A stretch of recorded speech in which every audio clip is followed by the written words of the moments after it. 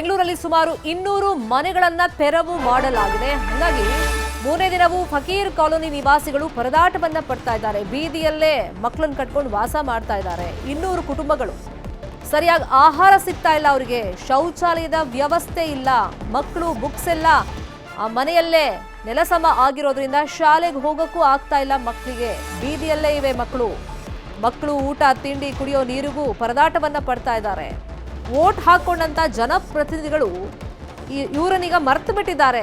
ತೆರವು ಓಕೆ, ಏನೋ ಅಕ್ರಮ ಆಗಿದೆ, ತೆರವು ಮಾಡಿದ್ದಾರೆ ಓಕೆ, ಬೇರೆ ಕಡೆ ನಮಗೆ ಮನೆ ಕಟ್ಕೊಡಿ ಅಂತ ಹೇಳಿ ನಿವಾಸಿಗಳೀಗ ಆಗ್ರಹವನ್ನ ಮಾಡ್ತಾ ಇದ್ದಾರೆ. ಇವತ್ತು ಶಾಸಕ ಕೃಷ್ಣ ಬೈರೇಗೌಡ ಸ್ಥಳಕ್ಕೆ ಭೇಟಿ ನೀಡುವಂತ ಸಾಧ್ಯತೆ ಇದೆ. ಇವತ್ತು ಮೂರನೇ ದಿನ ಇದೇ ಪರಿಸ್ಥಿತಿ ಮುಂದುವರೆದಿದೆ.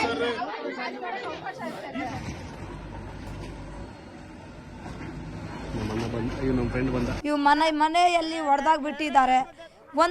ಇವಾಗಿನಿಂದ ನಮಗೆ ಯಾರು ಬಂದಿಲ್ಲ. ನ್ಯಾಯ ಕೇಳಕ್ಕೆ ಯಾರು MLA ಬಂದಿಲ್ಲ, ಯಾರು DSPನೂ ಬಂದಿಲ್ಲ, ಗೌರ್ಮೆಂಟ್ನಿಂದ ಯಾವ ಎಪ್ಪಚಾರನೂ ಬಂದಿಲ್ಲ ಅಣ್ಣ. ಈ ಊಟನೂ ಹೋಗ್ತಾ ಇಲ್ಲ. ಮನೆ ಇಲ್ಲಾಂದ್ರೆ ಊಟ ತಿಂದು ಏನು ಮಾಡಬೇಕು, ನೀರು ಕುಡ್ದು ಏನು ಮಾಡಬೇಕು, ಜೀವನ ಮಾಡೋದು ಹೆಂಗೆ, ಮಲ್ಕೊಂಡದ್ದು ಹೆಂಗೆ, ಇರೋದು ಹೆಂಗೆ. 3 ದಿವಸದಿಂದ ಚಳಿಗೆ ಇಲ್ಲಿಂಗೆ ಇದ್ದೀವಿ. ಒಂದು ರಿಪ್ಲೈ ಬಂದಿಲ್ಲ. ಮನೆ ಕೊಡ್ತೀವಿ, ಜಾಗ ಕೊಡ್ತೀವಿ ಅಂತ ಒಂದು MLAನಿಂದ ಯಾರು ಗೌರ್ಮೆಂಟ್ನಿಂದ ಒಂದು ರಿಪ್ಲೈ ಬಂದಿಲ್ಲ. ನಮಗೆ ಮನೆ ಬೇಕು, ನಮ್ಮ ಫಕೀರ್ ಲೇಔಟ್ ನಮಗೆ ಬೇಕು.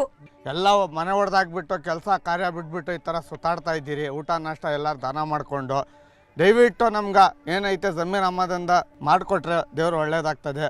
ಎಷ್ಟು ಎಲ್ಲ ಹಿಂಗೆ ಬಂದ್ಬಿಟ್ಟವ್ರೆ, ಚಳಿ ಇರೋಕ್ಕಾಗ್ತಾ ಇಲ್ಲ, ನಮ್ಗೇನು ಮಾಡೋಕ್ಕಾಗ್ತಾಯಿಲ್ಲ. 25 ವರ್ಷದಿಂದ ಇಲ್ಲಿ ಇದ್ದೀರಿ. ಇದು ನೀರು ಹಾಕ್ತೀರಿ, ಎಲ್ಲ ಮಾಡಿಕೊಡ್ತೀರಿ, ಎಲ್ಲ ಸೌಕರ್ಯ ಮಾಡ್ಕೊಡಿ, ಏನು ಮಾಡಿಕೊಡ್ತಾ ಇಲ್ಲ. ಊಟ ತಿಂಡಿ ಎಲ್ಲ ನಾವು ಅಲ್ಲಿ ಫ್ಯಾಕ್ಟ್ರಿಯಿಂದ ಮಾಡಿಕೊಟ್ಟು ಇಲ್ಲಿ ತಗೊಂಡು ಬಂದು ಎಲ್ಲರಿಗೂ ದಾನ ಮಾಡ್ತಾ ಇದ್ದೀರಿ. ನಾವು ಯಾರಾದರೂ ಮಿನಿಸ್ಟರ್, ಯಾರಾದರೂ ಗೌರ್ಮೆಂಟಿಂದ ಯಾರಾದರೂ ಬಂದು ಸಹಾಯ ಮಾಡ್ತಾ ಇದ್ದಾರೆ ಏನು ಸರ್? ಯಾರೂ ಬರ್ತಾ ಇಲ್ಲ. ಬರೇ ನೋಡಿ ಕತ್ಲಿನಲ್ಲಿ ಚಳಿನಲ್ಲಿ ಎಲ್ಲ ಇಲ್ಲಿ ಮಾಡ್ಕೊಂಡು ಬೆಂಕಿ ಹಾಕ್ಕೊಂಡು ಇಲ್ಲೇ ಮನೆ ಹತ್ರನೇ ಕೂತ್ಕೊಂಡಿದ್ದೀವಿ. ಎಲ್ಲ ರಾತ್ರಿ ಎಲ್ಲ ನೈಟ್ ಎಲ್ಲ ಇಲ್ಲೇ ಇದ್ದೀವಿ. ಮಲ್ಕೊಳ್ಳೋದು ಯಾವಾಗ ನಮ್ಮ ನೋಡಿ ರಾತ್ರಿ ನೋಡಿದ್ದಕ್ಕೆ ಯಾಕೆ ಮಣ್ಣಿಂದ ಕಿವಿ ನೋವು ಬಂದುಬಿಟ್ಟು ರಕ್ತ ಬರ್ತಿತ್ತು ನನ್ನ ಕಿವಿಯಿಂದ. ಚಳಿಗೆ ನಾನು ಏನು ಮಾಡಬೇಕು ಸರ್? ಯಾರಿದ್ದಾರೆ ನಮಗೆ? ನೋಡಿ ಹೆಂಗೆ ಮಾಡಿದ್ದಾರೆ ನನ್ನ ಮನೆ. ಹಕ್ಕುಪತ್ರ ಅಂತ ಒಂದು ಪತ್ರ ಕೊಟ್ಟಿದ್ದಾರೆ ಬೈರೇಗೌಡ ಅವರು 2018ರಲ್ಲಿ. ಏನಿದೆ ಅಂದರೆ 3 ತಿಂಗಳ ಒಳಗಡೆ ಇದ್ದು ಗೌರ್ಮೆಂಟ್ಗೆ ಲೆಟ್ರ್ ಕೊಟ್ಟು ಗೌರ್ಮೆಂಟ್ ಫೀಸ್ ಏನಿದೆ ಅದು ಕೊಟ್ಬಿಟ್ಟು ನೀವು ಹಕ್ಕುಪತ್ರ ಪಡ್ಕೋಬೋದು ಅಂತ ಅದರಲ್ಲಿ ಮೆನ್ಷನ್ ಇದೆ. ಯಾಕೆ ನೀವು ಇಷ್ಟೆಲ್ಲ ಡೆವಲಪ್ಮೆಂಟ್ ಆಗಕ್ಕೆ ಕೊಟ್ರಿ? ಯಾಕೆ ನೀವು ಬೆಸ್ಕಾಮ್ದು ಕಲೆಕ್ಷನ್ ಕೊಟ್ರಿ? ಕಂಬ ಯಾಕೆ ಕೊಟ್ರಿ? ನೀವು ಮೀಟ್ರ್ ಯಾಕೆ ಕೊಟ್ರಿ? ಗೌರ್ಮೆಂಟ್ ಲ್ಯಾಂಡ್ ಅಲ್ಲ ಇದು. ನೀವು ಹೆಂಗೆ ನೀವು ಬೆಸ್ಕಾಮ್ ಅವ್ರಿಗೆಲ್ಲ ಹೇಳ್ತೀರಾ ಅಲರ್ಟ್ ಮಾಡೋಕ್ಕೆ? ಫಕೀರ್ ಅವ್ರದ್ದು ಸಪ್ರೇಟು. ಫಕೀರ್ ಅವ್ರಿಗೆ ಏನು ಕಷ್ಟ ಬಂದಿದೆಯೋ ಅವರು ನೀವೆಲ್ಲ ತಡೆಗಟ್ಟಬೇಕು, ನೀವೆಲ್ಲ ಬಂದು ನಿಂತ್ಕೋಬೇಕು. ಯಾರು ನೀವು ದುಡ್ಡು ತಿಂದು ಮಾಡಿದ್ದೀರಾ ಅದು ನೀವು ಅವ್ರಿಗೆ ವಾಪಸ್ ಕೊಡಬೇಕು.